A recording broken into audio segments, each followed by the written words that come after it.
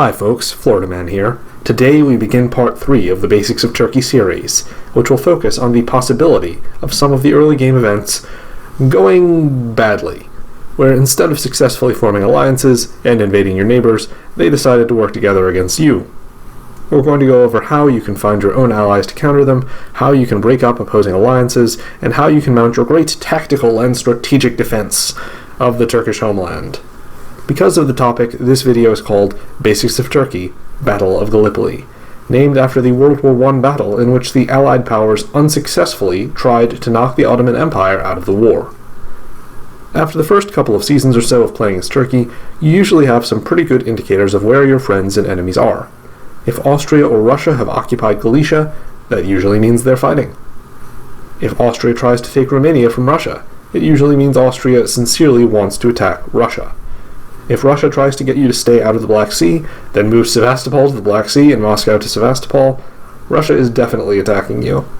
If Austria and Russia use Serbia and Romania to take Bulgaria from you, you're probably in some trouble. On a more subtle note, if Italy convoys to Tunis instead of taking it with a fleet, that usually means Italy is planning to try a Lepanto, a convoy into Turkey as part of an attack on Turkey in partnership with Austria and or Russia. Some Italian players will convoy into Tunis because they just think that's what they're supposed to do, but the reason why that move has become somewhat common is because it's an anti-Turkish move. Similarly, if you see Italy move a fleet into Greece, that's almost always a bad thing for you. Part of why this is that from there, Italy can only move that fleet against Bulgaria or the Turkish home centers. Italy can't support attacks on Serbia, and if he tries to move that fleet up toward Trieste, which is the only coastal Austrian center, he'll probably fail to move there. If Italy is actually on your side, a convoy into Greece makes much more sense than a fleet in Greece. So if you see one of these red flag moves, what do? Well, the first thing is to use your head and try to figure out which powers you're actually fighting. That's the key to deciding how you defend. You look at what people have been saying to you and what they've been doing, and if someone lied about their moves, that usually means they're hostile. If someone tried to convince you to do something dumb that would make you vulnerable, that usually means they're hostile. If someone gave you misleading information about what your attacker was about to do, that person is usually hostile. Once you've narrowed down who you're fighting, you should work hard to appeal diplomatically to your other neighbor who doesn't seem to be in on the plot against you, or to preserve your alliance with that player. If you can't help that power really forcefully right now, you need to promise them wonderful things in the future, and you should try to find ways you can support that power or receive support from that power, because the best way to build a relationship is by actually working together. I also recommend trying to get other powers involved in helping your defense. Talk to Germany and or France and maybe England, depending on who's attacking you. Try to make logical arguments why it would benefit them to help you. But if there isn't much argument that it would actually benefit them, it's sometimes good enough to just be charming and win them over with your personality. Stay motivated in your defense, even when you're more or less surrounded, because the longer you survive, the more likely that one of these powers is going to get hit by an attack from one of their other neighbors and have to pull back from attacking you to some degree. Anytime that happens is an opportunity for you to negotiate with everyone who's attacking you. So you want to make sure the Western powers see how persistent you are and how distracted the people attacking you are. As for how to defend, that naturally varies depending on who's attacking. If it's Austria and Italy, you need to make sure that you're building fleets in Smyrna and Constantinople, mainly Smyrna, because this is ultimately going to be a naval war.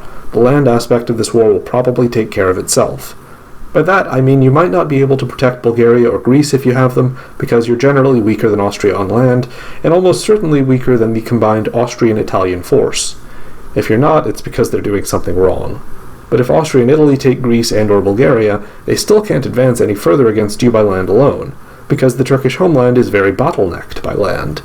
Since you can only advance with naval attacks or a combined naval and land attack, it's important that you try to control access to the seas around Turkey. For that, you need fleets, and you need to get really good at guessing what your opponents are likely to do. Your ability to keep them out will almost always devolve into a guessing game if you're under attack by Austria and Italy, and in the worst case scenario, it won't be a very long-lasting guessing game because they will outnumber you. Of course, if you're under attack by Russia as well, you're probably going to die quickly. If not, it's very important to get every unit you have onto the front with Austria and Italy. Your army might be in the way of transporting your fleet out into the Mediterranean, but every season counts in terms of having that fleet on the front lines where it's needed. If it's Italy alone who's attacking you, you have to choose.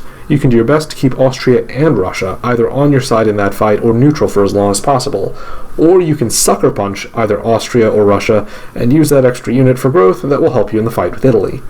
You never sucker punch both of your neighbors who aren't attacking you, of course. You only attack someone if you can gain more by attacking them than by trying to keep them neutral.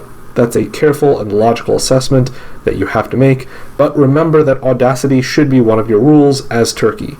It's better to be bold and get forced out of a center or two than to be meek and be shoved back into the Turkish box, which is the name for the small, highly defensible area around the Turkish home centers.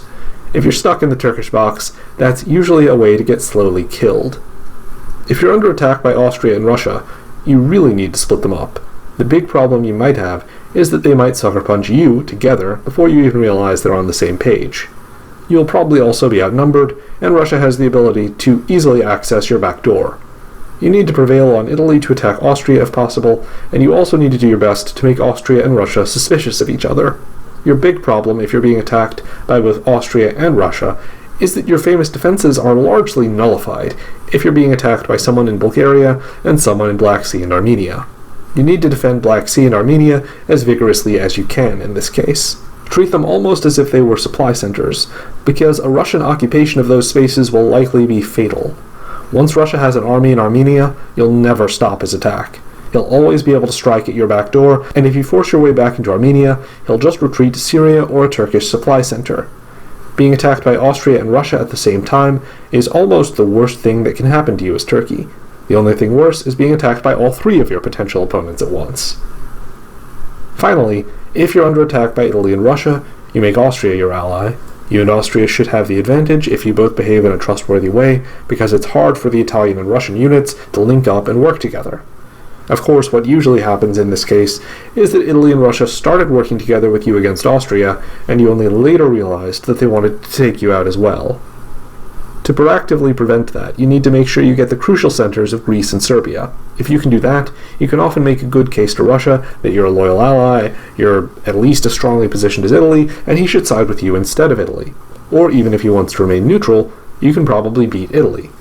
If Russia seems uninterested in working with you against Italy, it might also be a good proactive strategy to attack Russia before he and Italy attack you directly, since that might actually turn Italy to your side, or it might at least allow you, in combination with Austria and or a couple of Western powers, to quickly knock Russia out of the fight, or persuade Russia that he can't beat you so easily, and he should switch sides. The common theme when you're under attack as Turkey is trying to break up your enemies and keep as many powers on your side as possible.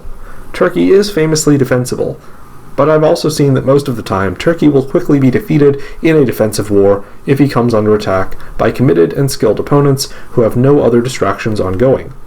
You can't control how skilled your opponents are, but you can undermine their commitment to each other, and you can try to orchestrate distractions for them. Do that and stay alive to fight another day.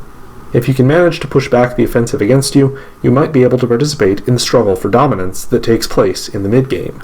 And you can boast to people that your hobby is resurrection. I hope you enjoyed this Basics of Turkey video. If you did, you should give this channel a subscribe, comment with your thoughts on how to defend the Turkish homeland, and like the video. I recently learned that liking doesn't actually promote the video in the algorithm the same way that subscribing and commenting does, but it does promote my content in your feed. So if you like this, you should like, and YouTube will feed you more. You should also stay tuned for the next video in this series, which will be called Basics of Turkey, Siege of Vienna. And consider joining the wise and generous people whose names now appear on screen, my patrons and translators. We want you for the Alligator Army. Until next time, Florida Man, out.